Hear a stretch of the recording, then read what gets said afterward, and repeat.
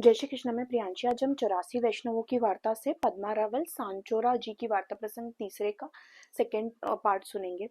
तो जब पद्मा रावल जी को श्री रणछोड़ जी ने आज्ञा दी कि वे राजनगर में उनके सेवक के घर जाएं और दूसरी तरफ जो उनके सेवक थे उनको भी आज्ञा करी कि पद्मा रावल जी तुम्हारे गांव में आएंगे, राजनगर में आएंगे, तुम अपने घर में बुलाना और उनसे रसोई करवाना।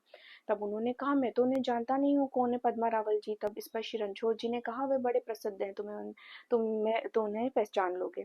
फिर जब पद्मा रावल जी राजनगर में पहुंचे तो अब उन्होंने उनके साथ जो विद्यार्थी थे उनसे बोले कि जाओ 5-6 जगह से भिक्षा लेकर आओ और सारी भिक्षा अलग अलग रखना। और वो जब विद्यार्थी 5 जगह से भिक्षा लेकर आए तब फिर पद्मा रावल जी ने उनसे कहा, विद्यार्थियों से, कि जो जिस जिस के घर से जो जो भिक्षा लेके आए उनको वापस दे दो।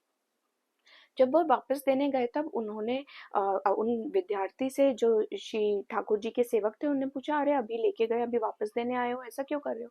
तो वो विद्यार्थी ने बोला, ऐसे हमारे स्वामी की आज्ञा है इसलिए हम ऐसा पालन कर रहे हैं। फिर उनने पूछा तुम्हारे स्वामी कौन है? तो उन्होंने बताया पद्मा रावल सांचोरी जी। तो जो वो वैष्णव जन थे वे उन विद्यार्थी के साथ पद्मा रावल जी के पास आए और उनसे बोला कि मुझे श्री ठाकुर जी ने आज्ञा की है कि मैं आपको अपने घर में लेके जाऊं, आपसे श्री ठाकुर जी की रसोई करवाऊं, और मुझे ऐसे स्वप्न में आज्ञा हुई है। और श्री ठाकुर जी ने कहा है कि आप उनके बड़े कृपा पात्र हो। इस पर पद्मा रावल जी ने कहा, मैं तो किसी के घर नहीं जाता, पर हाँ श्री ठाकुर जी ने मुझे भी आज्ञा करी है इसलिए तुम्हारे घर चलूंगा।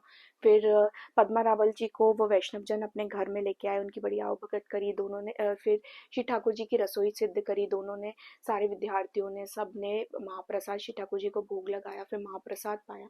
और रात भर ये दोनों वैष्णव जन और पद्मा रावल जी श्री रणछोड़ जी की बात करते करते खुश रहे। यहाँ पर ये बड़ी समझने की बात है कि दोनों के भाव एक जैसे थे। दोनों श्री रणछोड़ जी की बात करते करते प्रसन्न हुए। जब भाव एक जैसे होते हैं तो रस और ज्यादा बढ़ जाता है।